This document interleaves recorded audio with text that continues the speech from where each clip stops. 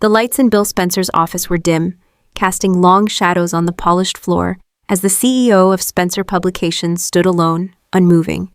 In his hand, a thin folder trembled ever so slightly, not from weakness, but from the crushing reality it contained. Inside were the results of Liam's most recent scans, a diagnosis that no amount of money, power, or persuasion had been able to overturn. An inoperable brain tumor. For a man like Bill, who had built an empire, broken hearts, toppled rivals, and cheated death more than once, the idea of losing his son was unthinkable. No, not Liam. Not the boy he had wronged too many times. Not the one who had always sought peace, even when Bill had dragged him through war. He slammed the folder down on his desk, a low growl in his throat. "Not this time," he muttered. "I won't let it end like this." Bill picked up his phone. He hesitated just a moment before typing in the name, Dr. Grace Buckingham. She had been treating Liam for the past few months. Discreetly, privately, she had kept things off the books, at Liam's request. But now Bill needed more than discretion. He needed a miracle, or a miracle worker. The call connected. Her voice, cool and cautious, came through. "Bill, this isn't a good time." "Make it one," he replied. "We need to meet, now. No hospitals, no records." There was a long pause. "I'll text you the location," Grace finally said, "but this better be worth it." Later that night, a dimly lit parking garage in downtown LA. Grace's heels clicked sharply against the concrete as she approached the sleek black car parked in the corner. She slid into the passenger seat, tension stiffening her every move. She hadn't expected this call so soon. Not from Bill, not with this tone. He looked worn, unshaven, his usual cocky smirk replaced by something that looked disturbingly like fear. He handed her a check. She didn't even glance at the number. "I don't want your money," she said. "Too bad, you're taking it." "Bill, tell me the truth, Grace. Is there a way to save him?" A silence hung between them. Grace exhaled slowly, eyes darting around as if the garage walls had ears. "There's an experimental procedure," she began. "Neural microinjections with synthetic stem cell augmentation. It's not approved yet." "Does it work?" "In rats, sometimes. And in people? One trial in Switzerland, one patient, they lived. But the side effects were profound." "I don't care about side effects. I care about Liam living long enough to see his girls grow up." Bill shoved the check closer. This time Grace picked it up. Her hands didn't shake, not visibly, but her eyes betrayed something else, fear or guilt. "Why now?" she asked. "Because I failed him too many times, and I won't let his daughters bury their father while I have $1 billion in the bank." There was a flash in Grace's eyes, not pity, something else, calculation. She took a deep breath. "Then we'll need to move quickly. I'll schedule it. But if this leaks, it won't. And if something goes wrong, then it'll be on me." As she stepped out of the car, the check still clutched in her hand, Grace whispered under her breath, "God help me, what am I doing?" Because what Bill didn't know, what no one knew, was that someone else had already pressured her. Someone who made threats not with money, but with secrets. And Liam Spencer, he was just the beginning. The door to Grace Buckingham's private office slammed shut behind her. She leaned against it for a moment, the sterile scent of antiseptic filling her lungs as she tried to steady her breath. In her coat pocket, the check from Bill Spencer felt like it was burning a hole through the fabric. $1 million, a lifeline for Liam, or a death sentence for herself if things went wrong. She walked over to her desk and opened the bottom drawer. Hidden beneath folders and unopened letters was an old photograph. Her and Reese Buckingham, smiling at some long-forgotten medical conference. Back when she believed they were changing lives for the better. Before the lies, before the black market organ deals, before everything came crashing down. Reese had warned her years ago, "In this business, the moment you get desperate, someone else cashes in." Now that someone had returned. 2 days earlier, flashback, a visitor in the shadows. Grace had stayed late at the clinic, catching up on notes when a knock interrupted the silence. She opened the door to find a man in a tailored suit, face obscured by the brim of a hat, standing in the hallway. "Dr. Buckingham? It's late, clinic's closed." "I'm not here for an appointment, I'm here for payment." He slid a folder across the reception counter. Inside were surveillance photos. Of Grace, of Liam in his hospital bed, even a snapshot of her daughter. "What is this?" "Insurance," he replied coldly. "You owe us. The same people who gave Reese a way out now want your cooperation. One last trial, one last patient." Grace felt the blood drain from her face. I told them I'm out. They don't care. He leaned in, voice low and dangerous. Use Liam Spencer, quietly, no papers, no reporting, just results, or we leak every violation you ever buried. He left before she could respond. Present day, back to the deal. Grace stared at the check on her desk. $1 million to save a life and repay a debt. But what about the ethics, the risks, the truth? She opened a secure medical server on her laptop. Files loaded, confidential charts from Switzerland. The same treatment she'd whispered to Bill about. Neural microinjection therapy paired with an untested regenerative serum. It had saved one patient, but had also caused seizures, memory gaps, and neurological instability. She scrolled to the final line of the last study. Subject survived, but no longer recognized family members. Could she really do this to Liam? A call from Reese, an echo from the past. Her phone buzzed. Unknown caller. She hesitated, then answered. Hello? Still playing Dr. Grace? The voice was unmistakable, smooth, dangerous. Reese, I hear you got yourself a little Spencer problem. What do you want? To help, same as always. You remember what they did to me. You really think they won't do the same to you? Grace's hand gripped the edge of the desk. You got yourself into that mess. And now you're in one of your own. You can thank me later. I sent you the surgical protocol. Follow it to the letter. And Grace? What? If Liam dies, make sure you die with him. Because if you don't, they'll come for you. The line went dead. Crossing the line. That night, Grace walked through the hospital like a ghost.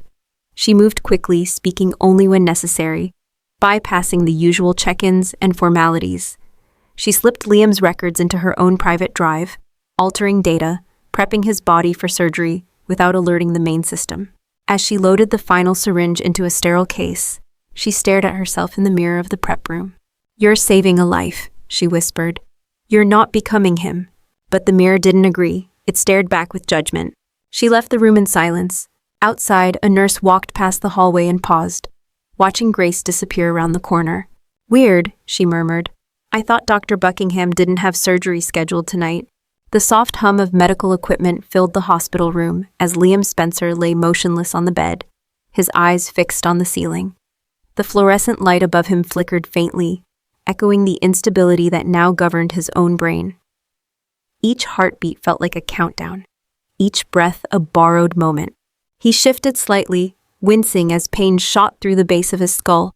The tumor was growing, fast, aggressively, and every doctor he had spoken to, until now, had given him the same solemn stare and gentle voice. We're sorry, Mr. Spencer. It's inoperable. But now suddenly there was hope. Or at least that's what Dr. Grace Buckingham claimed. Memories of a father. On the nightstand beside him sat a framed photo of his daughters. He picked it up with trembling fingers. Kelly, Beth. Their smiles frozen in time, unaware that their father's life was slipping through his hands. He remembered the bedtime stories, the tickle fights, the way Beth called him Super Daddy. He remembered promising them he would never leave, a promise now being tested in ways he had never imagined. Tears welled in his eyes, not from pain, but from guilt. He should have been there more. He should have taken fewer business calls, traveled less, held them longer. If this was the end, it was coming far too soon. He was not ready. Grace's visit, a ray of light or a veil of lies. The door creaked open and Grace walked in, wearing her white coat and a carefully neutral expression. But Liam noticed it. The slight stiffness in her posture, the way her eyes darted to the heart monitor before meeting his. Hey, he said weakly. Hi, Liam, she replied, her voice softer than usual. I've been reviewing everything, and I think there might be a way. His brow furrowed. A way? An experimental procedure. It's not standard, it's not traditional, but it could slow the tumor, maybe even shrink it. Liam tried to sit up but couldn't. His body was betraying him by the hour. You told me last week it was impossible. I know, but your father, he's pulled some strings and some funding. Liam blinked. Of course he did. There was bitterness in his tone. Bill Spencer never knew how to simply be present. He had to fix everything, buy solutions, control outcomes, and now he was meddling again, this time with Liam's very life. What's the catch? Liam asked. There's no catch, Grace lied. Just risk, serious risk. But with your current prognosis, well, doing nothing isn't much of an option, is it? Liam looked away, jaw clenched. So I'm the experiment now, the test subject. No, she said quickly. You're a fighter, and you deserve a chance. She reached out and placed her hand on his. Liam, I believe this could work, but I need your trust. He didn't pull away, but he didn't nod either. What if it makes me worse? What if I lose my memory, or my mind? What if I don't even know my own daughters anymore? Grace's hand trembled slightly, but she steadied herself. We'll cross that bridge if we come to it. That's not reassuring. It's honest. She stood walking toward the door. I'll need you to sign the consent form by tomorrow morning, then we begin. Alone with his thoughts. After she left, Liam stared at the ceiling once again, thoughts spinning. Something didn't add up. Why now? Why the urgency? Why was Grace, who always played by the book, suddenly so eager to push an unproven therapy? He reached for the remote and turned off the heart monitor alarm. He needed silence. Not from machines, but from the growing noise in his head, doubt, fear, and a creeping suspicion that he wasn't being told the full truth. A call to hope. He fumbled for his phone and dialed. It rang twice before a familiar voice picked up. Liam? Hope's voice was warm, surprised. Hey, he said quietly, I just needed to hear your voice. Is everything okay? He paused. No, not really, but I think I'm about to do something reckless. Hope's breath caught. Then don't do it.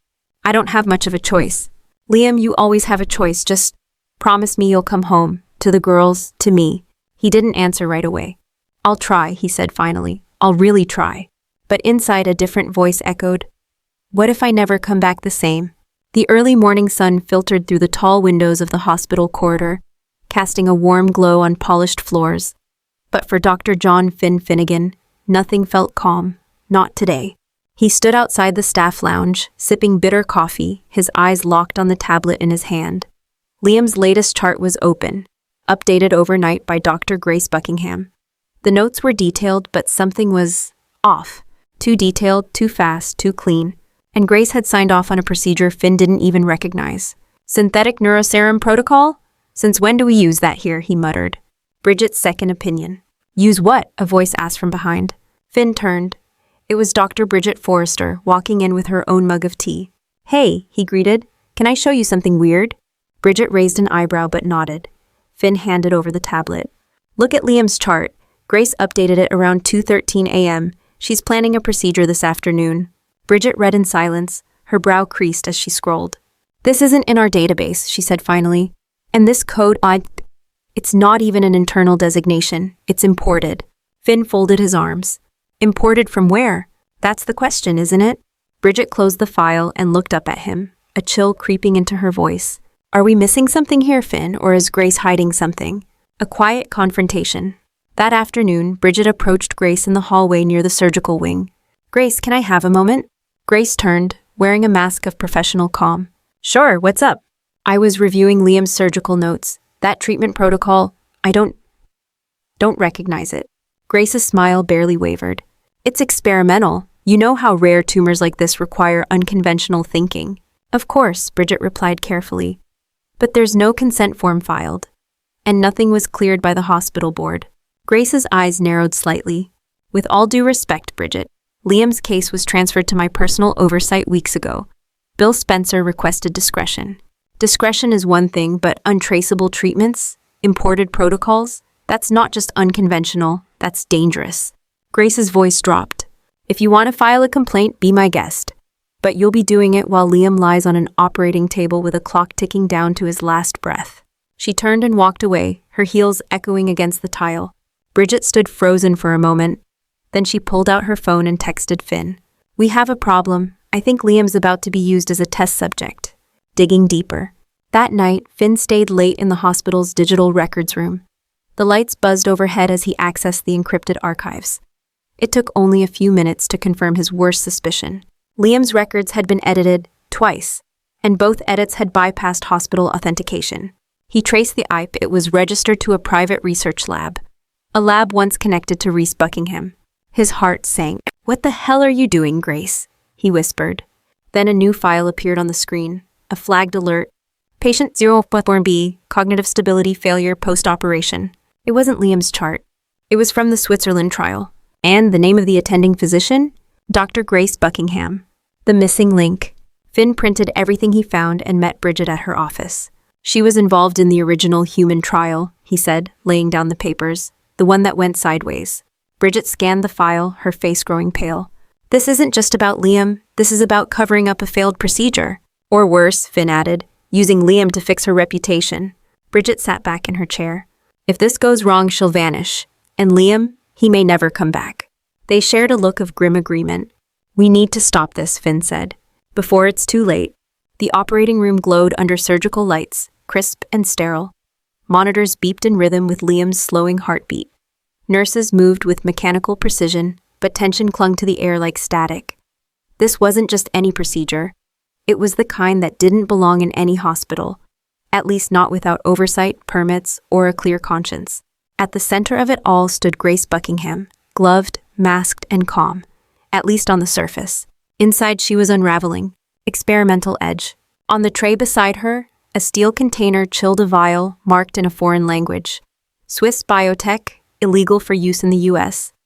The neuroserum glowed faintly under the surgical lights, a strange, luminescent blue.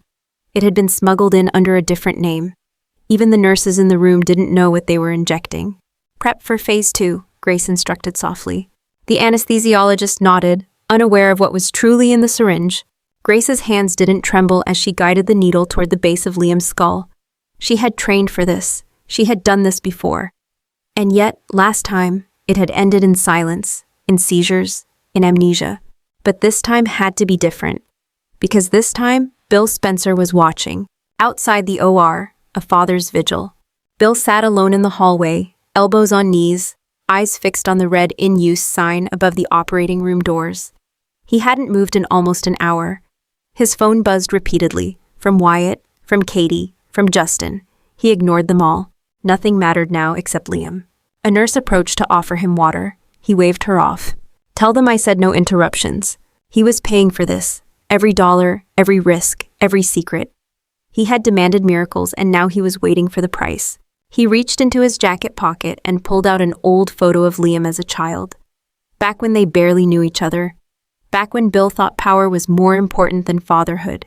He stared at it long and hard, lips pressed into a grim line.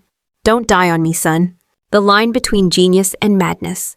Back inside, Grace activated the neural scanner, its lines flickering erratically across the screen. Vitals are dropping, a nurse called out. That's normal, Grace lied. Let the serum settle. But Liam's body was resisting. The neuroserum spiked his system like a wildfire, lighting up parts of the brain that hadn't been active in years. His pulse surged, then plummeted, then surged again. Sweat beaded down Grace's neck under her mask. She couldn't stop now. She placed electrodes across Liam's forehead and activated the neuromapping software. Initiate transfer protocol. A second nurse paused. Doctor, I've never seen this before. What are we? Do it, Grace snapped. Interruption incoming. Finn and Bridget take action. Down the corridor, Finn and Bridget arrived at the surgical wing, out of breath and armed with a printed file. Where is she? Finn demanded at the reception desk. The nurse pointed toward the OR. They've already started. Bridget's heart sank. We have to stop this. They rushed to the operating room entrance, only to find security posted at the door, on Bill's orders.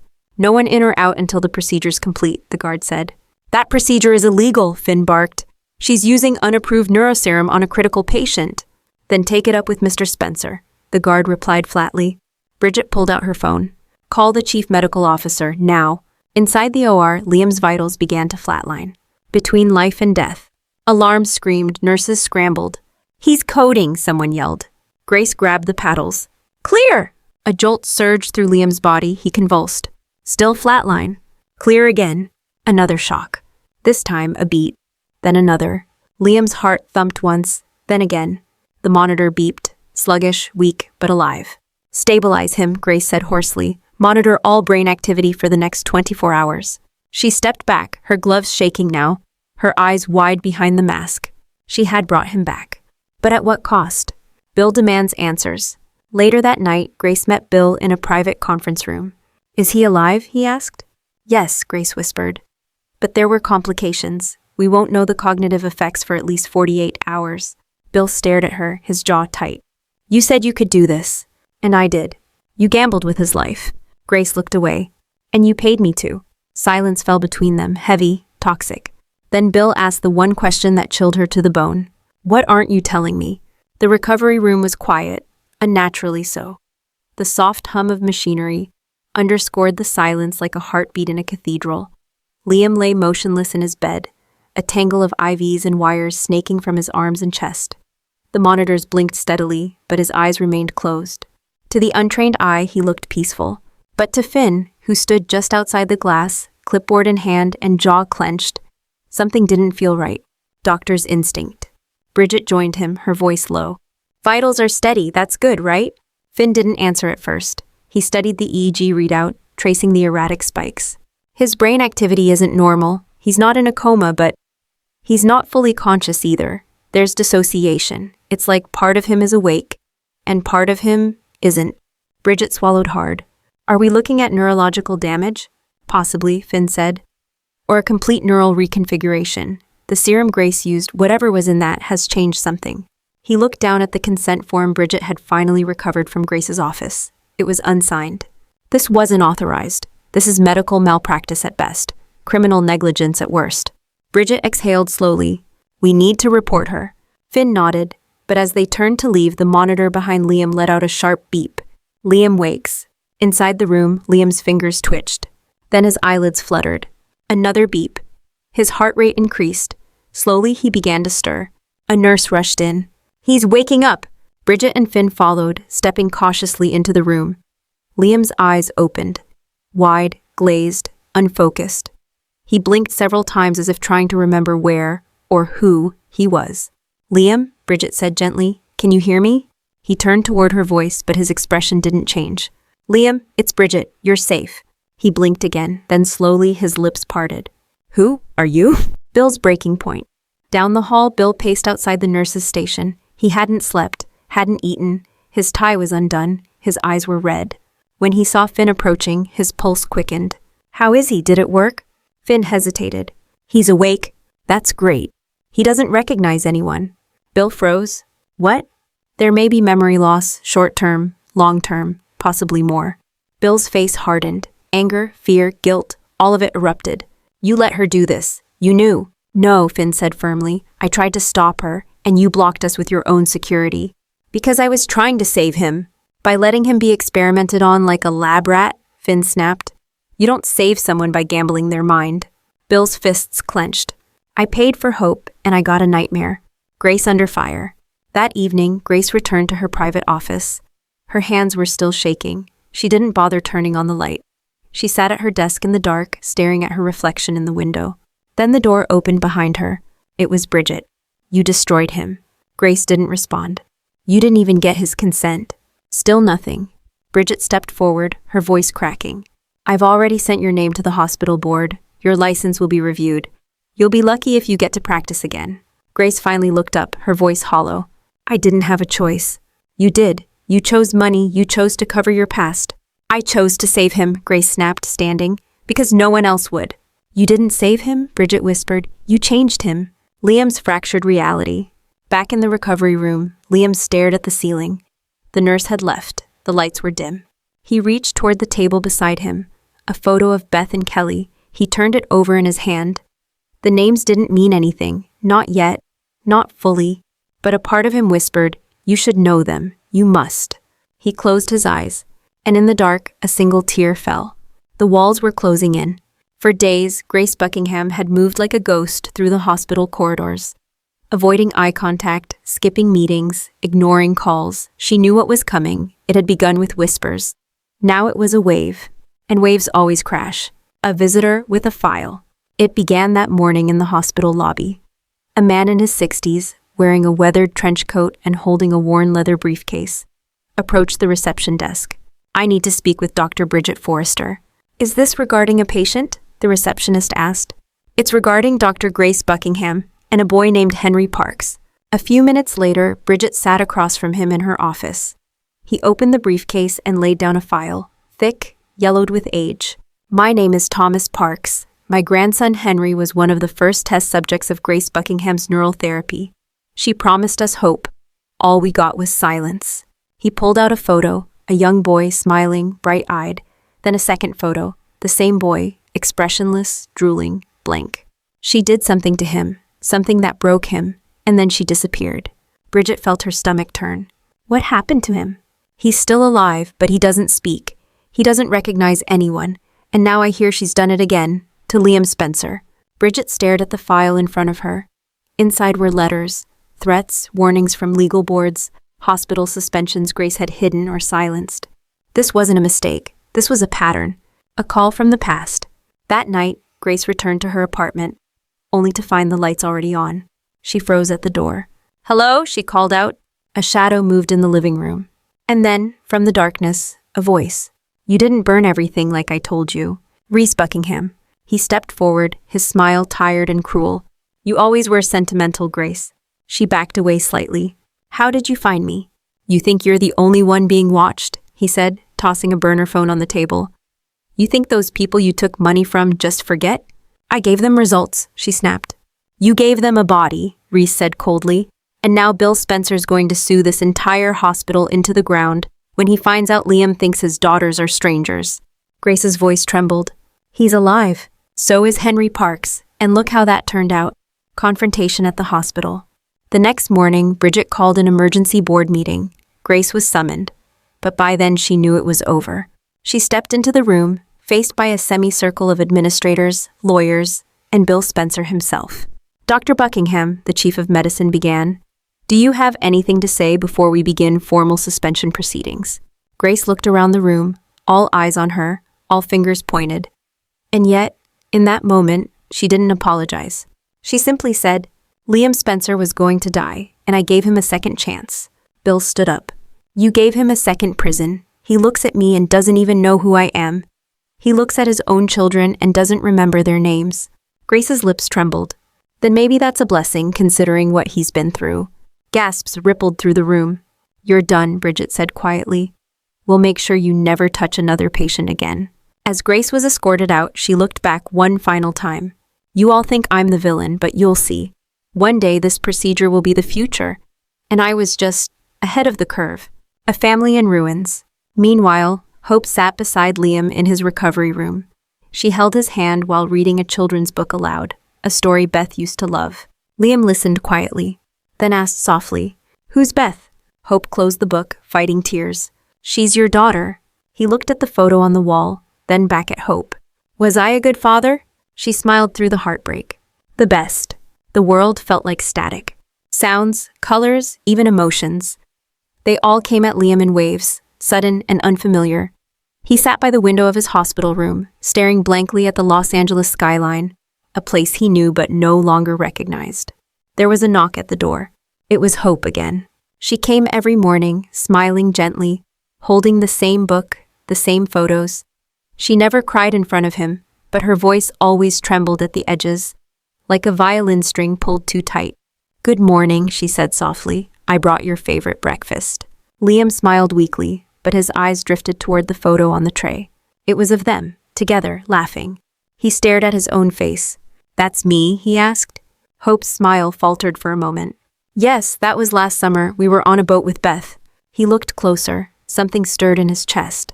A feeling, a flicker, but no image, no voice, no context. Just a pull. "I want to know who I was," he whispered. Hope sat beside him, eyes hopeful. "Then let's find out, together." A note Grace didn't mean to leave. That afternoon, while alone, Liam began digging. His body was still weak, but his mind, though fragmented, was restless. He rummaged through the drawer next to his bed, looking for... he didn't even know what. And then he found it. A folded piece of paper, tucked between medical brochures. His name was scribbled on the outside. The handwriting was rushed, unmistakably Grace's. Inside the note read, "Liam, if you're reading this, then I've failed. Don't trust what you've been told. Don't trust what you think you remember.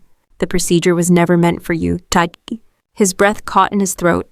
His heart began to race. What procedure? No one had told him specifics. Everyone had tiptoed around it. Experimental therapy, accelerated recovery, cognitive side effects, all jargon. But what had actually been done to him? And why had Grace written this, and then vanished? Searching for the truth. That night, when the nurse on duty stepped out for a moment, Liam reached for the hospital tablet left charging nearby. He opened the secure medical record system, his fingers moving by muscle memory. User ID LS001 SIN. Password. Incorrect. Try again. Try again. Then, access granted. Somewhere deep in his subconscious, his brain still remembered the code. And then the screen lit up with files, scans, charts, video logs. One folder was labeled Experimental Treatment, Unregistered Trial, Subject 02B. He opened it. His own brain scans, time-stamped and annotated. Terms he didn't recognize flashed across the screen. Synaptic overload, false memory bridge, neuroadaptive mapping. He kept scrolling until a video auto-played. The hidden recording. It was a night vision feed from the operating room. Grainy, but the figures were clear. Grace, a second surgeon in a mask, a nurse hesitating, and himself unconscious, draped, vulnerable. Grace, in video. We proceed now, no documentation. This must stay off-grid. Second voice. We've already lost subject 1. Are you sure? Grace. This is our chance to make it right. The video cut out. Liam slammed the tablet shut. His pulse pounded, his thoughts raced. He wasn't just a patient. He was a replacement. A dangerous decision. The next morning, when the nurse returned, Liam was already dressed. Mr. Spencer, you're not cleared for discharge. I'm not leaving, he said calmly. I just need some air. She hesitated, unsure. His vitals had stabilized. And he did look sharper, more focused. She let him go. But Liam didn't go outside. Instead, he took the service elevator to the basement, slipped into the records department, and logged in again. This time from a staff computer. He printed everything, the treatment logs, the trial details, the footage, and then he searched for Reese Buckingham. The name returns. Reese's profile loaded slowly. Medical suspensions, disappearances, investigations. One image caught Liam's eye. A research facility in Geneva. The same one from the header in Grace's file. Why was I connected to this man, he murmured. And then a small pop-up appeared in the corner of the screen. Incoming message. Dr. Grace Buckingham. He opened it. Liam, if you're reading this, they know you're looking. Stop before you end up like subject 1. Please leave this alone. Gee. Liam stared at the screen. But for the first time since waking up, he remembered her voice. Liam's shocking discovery has sent tremors through the core fan base of the bold and the beautiful, leaving viewers with more questions than answers. Was he saved or sacrificed? Was Grace a savior, or was she just another pawn in a much larger, darker game? Theories have begun to circulate, each more chilling and compelling than the last. Let's break them down. Many viewers suspect that Grace was never truly in control. Though she administered the procedure, the design, execution, and timing all point to Reese. Reese, a disgraced doctor with a history of illegal adoptions and backroom medical dealings, may have designed the serum himself. The Switzerland facility, tagged in both Henry Parks's file and Liam's chart, was once funded by a shell company, which fans on Reddit have traced back to Reese's former associate. Could Reese be orchestrating a series of test subjects, with Liam as the latest and most high-profile case? If so, is Reese testing memory manipulation, brain reprogramming, or something far worse? Another jaw-dropping theory suggests that Liam's memory wasn't just erased, but intentionally overwritten. In the leaked footage, Grace mentions Subject 1, a failed trial.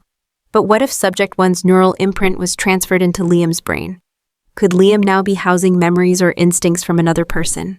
Some subtle clues support this. His recurring dreams of a child with red hair, who doesn't resemble Beth or Kelly. The way he instinctively typed old passwords he supposedly forgot. His confusion around his own reflections. If this theory is true, we may be witnessing a dual identity arc. Liam versus whoever's buried inside his mind. While Grace has made terrible choices, many fans believe she's not acting of her own free will. The man who visited her in the flashback, Thomas Parks, revealed financial threats, and others believe a shadow organization tied to Reese is forcing her to complete the trials. The way Grace broke protocol so calmly, as if she'd done it before. Her whispered line, "I didn't have a choice." The anonymous text she received warning her that they were watching. Could this organization be using cutting-edge neurological tech to monetize memory, or even create perfect soldiers with reprogrammable minds? Wild? Yes, but in the world of B&B, it wouldn't be the first time someone lost their identity and fought to get it back. Some fans speculate that the story arc could spiral into a multi-character memory experiment. What if Liam was just the beginning? Bill's reaction implies he may be targeted next. Hope's emotional investment in Liam makes her vulnerable. Steffi's absence during the critical episodes may hint at off-screen danger. One Reddit user theorized, what if Grace's next assignment is Hope, or one of Liam's daughters? Reese and his backers might not be finished. They may just be scaling up. This raises ethical stakes sky high. Imagine Hope slowly losing her memories of Liam as he regains his in fragments. Finally, a darker theory suggests that someone on the hospital board knew about the procedure and greenlit it behind the scenes. Evidence. Security guards blocking Finn and Bridget. On Bill's orders, yes, but too prepared. Missing consent forms, conveniently overwritten. A nurse who was new on shift but knew where to find the serum vial. Could there be a mole at the hospital? Could someone in the system be profiting from Grace's black market neuroscience? What fans are saying? This is the most sci-fi twist B&B has taken in years, and I'm hooked. Grace isn't evil, she's desperate. If Liam ends up with another man's memories and Reese is back, I want a full showdown with Bill, gloves off. There's no way this ends without someone else in danger. Grace's line about Subject 1 still haunts me. My theory? Beth's DNA is connected to the serum. That's why Liam is seeing visions of a girl he doesn't recognize. The buzz is deafening, the stakes are rising, and the truth? Well, it may just be more painful than the lie. The hospital lights dimmed as evening fell over Los Angeles. From the outside, everything seemed quiet. A typical end to a long day. But inside, in the sterile hallways of Forrester Memorial, truths were unraveling faster than anyone could control. Liam Spencer, once a man defined by loyalty, love, and inner conflict, now stood at a terrifying crossroads. His body had survived, yes, but his identity, his memories, the very fabric of who he was had been shredded. The neuroserum had altered something inside him. And now he knew it. The final clue. Back in his room, Liam sat alone. The lights low, the sounds of beeping machines forming a rhythm behind him. In his lap sat a printed page from the file he'd found in the archives. One name was underlined. Subject 1, Joanna Keller. Status, unknown. Outcome, unstable. And scribbled next to it, in Grace's handwriting, do not repeat the Keller pattern, memory bleed confirmed. Liam's pulse quickened. Memory bleed? What did that mean? Suddenly, images flashed behind his eyes. A forest he'd never visited. A woman's voice calling a name he didn't recognize. A girl with red hair running through snow. None of it was his. Or was it? He clutched the paper tighter. I'm not just Liam Spencer anymore, he murmured. I'm someone else too. Grace's final move. Elsewhere, Grace sat alone in a motel room far from LA. Her name no longer on any license. Her credentials revoked. Her past chasing her like shadows in a rearview mirror. She opened a laptop. An encrypted portal greeted her. Welcome, Dr. Buckingham. Subject 03C now active. Awaiting instructions. She hesitated. She hovered over the Delete All Files button, but didn't press it. Instead, she whispered, if they don't stop it, someone else will take my place. I was never the only one. She closed the laptop and disappeared again. Finn and Bridget prepare for war. Back at the hospital, Dr. Finn paced the hallway with Bridget. We have to go public, Bridget insisted. The board won't be enough. People need to know what she did. If we go to the press, we expose Liam, Finn said. He's already exposed. They stood in silence. Then we build a case, Finn said, and we make sure this never happens again. To anyone, Bridget added. Their eyes met. There was no going back. A father reintroduced. In a moment of quiet, Bill Spencer entered Liam's room. He stood there silently, unsure of how to speak to a son who no longer remembered him. But Liam looked up, and for the first time he said, You're my father, right? Bill nodded, swallowing hard. Yeah, I am. I don't remember much, Liam said, voice calm but broken. But I think I remember how I used to feel. Bill sat beside him. Then we start there. One day at a time. Every day, as long as it takes. A pause. Then Liam whispered, Tell me about my daughters. And so Bill began. Grace is in hiding. Reese's shadow looms. Liam is no longer just a victim. He's a man reborn, part truth, part mystery. And with each passing day, his memories, both real and implanted, begin to tangle. What happens when he remembers something he never lived? What happens when someone else wants that knowledge back? Will Bill protect him? Will hope wait? And will the truth ever really be uncovered? Only time will tell. But one thing is certain. The Bold and the Beautiful has just taken a stunning psychological turn, and nothing will ever be the same again. Thank you and call to action. You've just finished our exclusive cinematic-style preview for the July 15th episode of The Bold and the Beautiful, packed with danger, secrets, heartbreak, and explosive twists. If you enjoyed this breakdown, don't forget to like this post, share it with your fellow soap fans, comment your favorite theory below, subscribe to stay updated on all upcoming spoilers and fan theories. Because in the world of B&B, the truth is never what it seems, and sometimes remembering can be more dangerous than forgetting. Hello and goodbye.